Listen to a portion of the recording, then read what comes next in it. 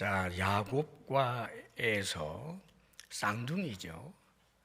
또 에서가 형이고 야곱이 동생입니다. 그래서 이 에서는 아브라함으로부터 이어지는 그 장자권을 가진 사람입니다. 정말 좋은 믿음의 가정, 조부가 아브라함이고 아버지가 이삭이고, 아브라함에게 하나님께서 약속해 주셨고, 또 이삭인 자기 아버지는 그 아브라함 100세 때 하나님께 바쳐지는 죽기 직전까지 가는 일을 경험하고 하나님이 개입해서 역사하신 것을 온몸으로 느꼈던 이가 아버지 아닙니까? 그래서 이들은 정말 굉장히 성골 집안, 우리 신앙세계에서 보면 최고의 그런 믿음의 가정에서 태어난 사람들인데, 그런데 이들의 운명은 완전히 이제 엇갈리게 되죠. 오늘 그 이유가 무엇이었는지를 밝혀주고 있는 내용이에요. 큰 복을 둘 다 받았는데 복을 복으로서 온전히 누리지 못한 이가 있고, 오히려 더 큰 은혜의 바다 속으로 들어가는 그런 이제 사람의 이야기가 여기 있습니다. 오늘 말씀에 읽지는 않았습니다만은, 원래 에서는 이제 형으로서 그 사냥을 좋아하고 들사람이라고 표현이 될 정도로 뭔가 좀 활달하고 바깥으로 나돌기를 좀 좋아하는, 상당히 자유를 좋아하고 어디 매이기를 싫어하는 그런 유형의 사람이었고, 또 야곱은 반대로 조용하고, 그래서 이제 집에 머물러 있기를 좋아하고, 그래서 그랬는지 몰라도 형 에서는 아버지의 이제 사랑을 많이 받았고, 또 동생인 야곱은 엄마의 이제 사랑을 많이 받습니다. 자, 그런데 지금 이들에게 아주 중요한 이야기를 오늘 성경에는 기록해 줍니다. 에서가 들에서 사냥하고 돌아왔는데 그때 마침 야곱이 죽을 쓰고 있었어요.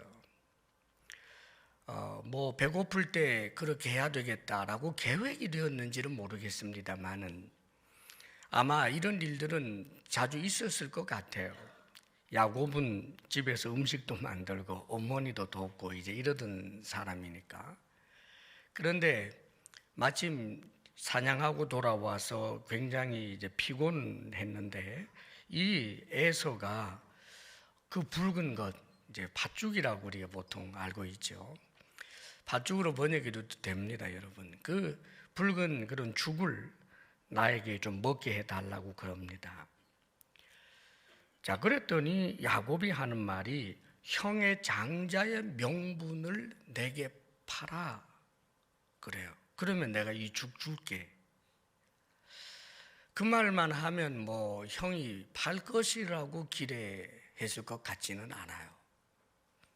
그런데 그만큼 이 장자의 명분을 굉장히 부러워했다는 이야기죠.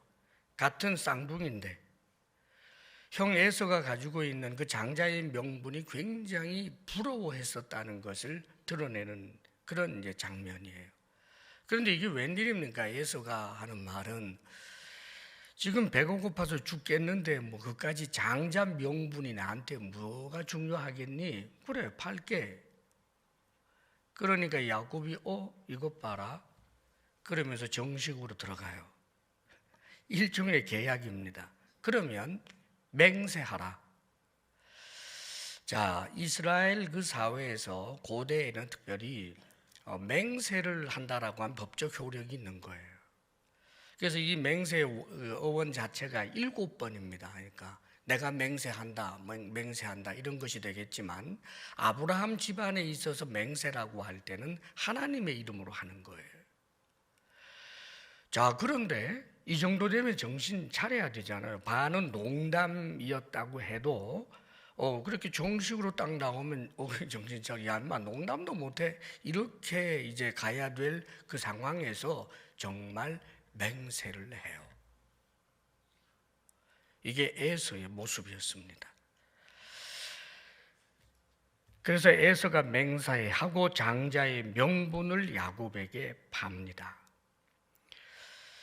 그래서 에서가 그걸 먹고 일어나서 갔으니 성경은 34절에 이렇게 말씀해 줍니다. 34절 우리 같이 한번 읽어볼까요? 다 같이 34절 시작. 야곱이 떡과 팥죽을 에서에게 주매 에서가 먹으며 마시고 일어나 갔으니 에서가 장자의 명분을 가볍게 여김이었더라. 예, 에서가 장자의 명분을 가볍게 여겼다는 거예요. 자, 이 장자의 명분, 그러면 고대에서 장자의 명분은 아버지 혹은 그 윗대로부터 이어오고 있는 가족의 장이 되는 것이고, 가족 구성원의 이제 여러 그런 재물이라든지 사람이라든지 이런 것들에 대해서 책임져야 하는 역할이고, 그런데 특별히 아브라함 집안에 있어서 이 에서가 가졌던 장자의 명분이라고 하는 것은 아브라함이 하나님과 계약하면서 일어난 그것을 그대로 승계하여 가지게 되는 걸 말해요. 아브라함에게 하나님께서 내가 너로 큰 민족을 이루게 하겠다, 네가 복의 근원이 되게 하겠다, 이런 말씀을 하셨는데, 자, 사실 이 말씀들은 거슬러 올라가게 되면 하나님께서 아담이 타락하고 난 다음에 여자의 후손을 통하여 구원을 주시겠다라고 하시는 데서부터 시작이 되는 거예요. 그리고 이 아담 하와를 막론하고 모든 이들이 하나님과 계약 관계에 있는 사람들이 피의 제사를 드리며 하나님께 나아가도록 되어 있는 것입니다. 그래서 우리가 전날 얘기한 것처럼 이 가인과 아벨 가운데서 이 아벨은 정말 이 약속을 계승했던 사람입니다. 그러나 죽잖아요. 가인은 그 하나님의 약속의 말씀을 믿지 않는 사람이었고, 그래서 그것을 이어받았던 사람이 셋이에요. 이 셋의 계열로 노아가, 그래서 노아도 나중에 하나님 앞에 이제 제사를 드리게 되죠. 그리고 노아를 이어서 특별히 이제 성경에 등장하는 인물이 아브라함이란 말이죠. 그러니까 인간을 구원하게 되는 그 엄청난 일에 대한 계보를 갖게 되는, 그리고 큰 민족 하나님의 백성을 이루게 되는 그 엄청난 약속을 부여잡는 이 일들은 형용할 수 없을 정도로 복되고도 복된 그런 이제 계보를 이어받는 거란 말이죠. 그런데 이것을 굉장히 에서가 가볍게 여겼던 거예요. 이런 에서에 대하여 신약 성경에서는 이렇게 설명해 주고 있습니다. 히브리서 12장 16절 17절에 보면 이런 말씀이 있어요. 음행하는 자와 혹 한 그릇 음식을 위하여 장자의 명분을 판 에서와 같이, 자, 음행이라고 하는 심각한 죄와 똑같이 죄 목록에 들어가요. 그 위에 보면 이단들 그런 얘기까지 다 나옵니다. 그러니까 이단, 그 다음에 이 음행하는 자, 이들과 똑같은 그런 이제 죄의 명분이 죄의 그 목록에서 이 장자의 명분을 판 에서와 같이 망령된 자가 없도록 살피라. 너희가 아는 바와 같이 그가 그 후에 축복을 이어받으려고 눈물을 흘리며 구하되 버린 바가 되어 회개할 기회를 얻지 못하였느니라 라고 되어 있어요. 자, 회개하면 보통 용서받죠. 그런데 에서가 하나님께서 아브라함 혹은 그 윗대로부터 이어오게 한 그 엄청난 장자의 그 권한이라고 하는 그 명분이라고 하는 장자권을 소홀히 여긴, 여기에 대하여 하나님께서는 여지없이 용서하지 않는 거예요. 물론 에서 개인은 나중에 그가 구원의 반열에 올랐을 수도 있어요. 그러나 그가 나중에 정말 아브라함과 이삭과 그렇게 뒤를 이어서 한 민족을 자기로부터 일어나게 되고 그 아래에 나중에 예수 그리스도가 오게 되는 그 엄청난 반열에 서지를 못하지요. 그런데 야곱은 어떻게 됩니까? 야곱의 아들 12아들들이 12지파가 되고 이스라엘 민족을 이루게 되고 그 이스라엘 민족 가운데서 성경을 기록하게 되는 모든 기자들이 등장하게 되고 그 이스라엘 민족 가운데서 결국은 우리 주 예수님이 오시게 되고 이 이스라엘 민족을 통하여 예루살렘의 성전이 지어지고 이 모든 일들이 장자권을 소중히 여겼던 야곱을 통하여 일어나게 되는 거예요. 사랑하는 여러분, 이 엄청난 은혜를 은혜로 여기지 않는 것에 대하여 하나님께서 얼마나 이것을 엄중하게 다루는지를 말씀해 주고 있는 것입니다. 에서와 야곱에 대하여 이미 그들이 복중에 있을 때부터 하나님께서는 큰 자가 작은 자를 섬기게 되리라 말씀을 하셨죠. 자, 이 일들은 이미 모든 것을 아시는 하나님께서 예언해 놓으셨던 거예요. 말하자면 악한 자를 쥐어틀어 가지고 그를 선한 자로 만드는 일은 하나님이 하시지만 원래 선한 자를 하나님이 일부러 악하게 만드는 일은 없어요. 에서가 어떤 사람이 될 것을 내다보고 하나님께서 나중에 야곱이 오히려 큰 은혜를 입게 될 것에 대해서 이야기하셨고, 이것은 하나님의 섭리를 따라서 그의 어머니를 통하여 이 일들이 이제 진행이 돼요. 물론 그 가운데 야곱의 여러 가지 결점도 있고 부끄러움도 있지만, 그러나 하나님께서 크게 보신 것은 은혜를 은혜로 여기고 하나님께서 주시는 그 은혜를 너무나 소중하게 여기고 부러워하는 사람, 그 사람을 하나님께서도 귀하게 여겼던 거예요. 사랑하는 여러분, 오늘날 우리에게 있어서 이 장자권이라고 할 만한 것이 뭘까요? 금과 은과 그 어떤 것하고도 비교할 수 없을 만한 오늘 이 시대를 살고 있는 우리들에게 주신 소중히 여겨야 할 장자권이 그게 뭐냐고요? 우리 주 예수 그리스도로 말미암아 구원을 얻었다라고 하는 이 복음의 은혜, 사랑하는 여러분, 소중하게 여길 수 있기를 바랍니다. 예수님을 믿음으로 하나님의 자녀가 되고 구원을 받는다라고 하는 이 사실, 이것보다 더 소중한 것 없어요. 그뿐입니까? 이 거룩한 하나님의 교회, 언젠가 온 우주 가운데 하나님의 나라로 나타나게 될 이 하나님의 집의 일꾼이 되어 산다라고 하는 것에 그 은혜의 소중함을 여러분이 알아야 돼요.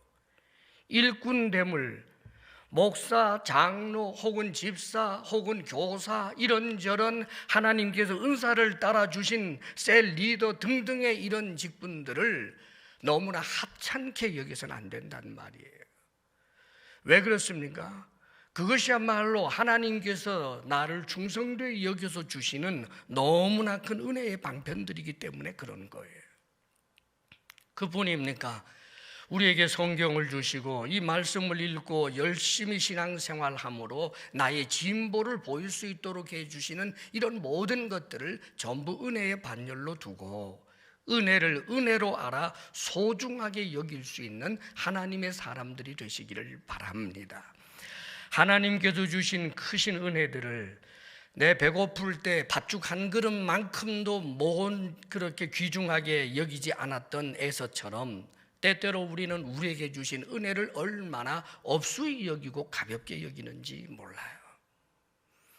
자, 그 다음에 이어지는 이들의 삶을, 궤적을 들여다보게 되면, 사랑하는 여러분, 야곱이 그의 많은 부족함이 있음에도 불구하고 하나님의 은혜를 소중히 여겼던 야곱에게 있는 중요한 강점이 하나 있었어요. 이 사람은 좀 교활했잖아요. 엄마하고 짝짝꿍하고 못된 짓도 했던 사람이잖아요. 그런데 여러분, 계속해서 못된 짓을 한 사람이었느냐? 아니에요. 은혜가 등장하니까 그 앞에서 이런 교활함을 전부 뒤로 접어버려요. 저 외삼촌 라반의 집으로 가던 중에 그 잘못되어 있는 이 야곱에게 하나님께서 먼저 조건을 묻지 않고 은혜를 이야기하죠. 확인을 합니다. 네가 장자권을 소중히 여겼구나. 그래서 하나님께서 야곱에게 등장해서 네 아브라함의 하나님, 네 아버지 이삭의 하나님, 내가 이제 네 하나님이 되겠다. 그리고 그들에게 한 약속을 내가 너에게 이루겠다.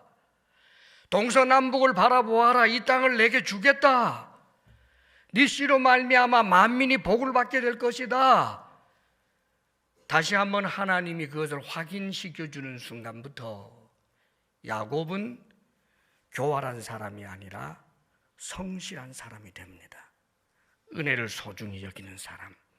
외삼촌 라반의 집에서도 자신의 아들들이 못된 일을 도모해도 그래서는 안 된다고 꾸짖을 줄 아는 철저하게 은혜 중심으로 살아갈 수 있는 사람이 된 그 야곱을 통해 하나님께서 얼마나 위대한 일을 이루십니까? 사랑하는 여러분, 우리가 사는 이 세월 쏜살처럼 지나갑니다. 때로는 우리의 삶이 너무 힘들게 느껴지고 왜 나만 이럴까 이런 생각 들지만 지나갑니다. 터널과 같은 것입니다, 여러분. 그런데 이렇게 힘든 삶도 우리가 하나님께서 주신 은혜를 헤아려서 구원의 그 은혜와 내게 주신 그 일꾼의 직분의 그런 은혜와 그것을 소중하게 여기며 살면 하나님의 도우심을 경험하면서 이 땅도 주의 은혜에 늘 되새길 수 있는 간증거리 풍성하게 해주시고 이 땅의 필요도 하나님의 방법으로 공급해 주시는 그런 경험을 하면서 살아낼 수 있게 되는 것입니다. 사랑하는 여러분, 하나님의 은혜가 아니라 내 방법으로 이 땅의 필요도 내 방법, 잘못된 방법으로도 채우고자 하고 인간 관계에서 너의 사랑 입고 싶다고 하나님께 등 돌리며 사람에게 잘 보이려고 하고 땅의 것을 좀 더 얻겠다고 하늘의 은혜를 소홀히 여길 때 우리는 에서처럼 참으로 힘든 삶을 오히려 살 수밖에 없게 되는 것입니다. 부끄러운 구원이야 얻을 수 있게 되겠지만 하나님께서 우리에게 주신 그 풍성한 은혜의 삶을 누리지 못하게 되는 것입니다. 25년 더욱더 주님과 동행하며 은혜를 소중히 여기는 간증거리가 넘쳐나는 2025년 되시기를 주의 이름으로 축복합니다. 아멘.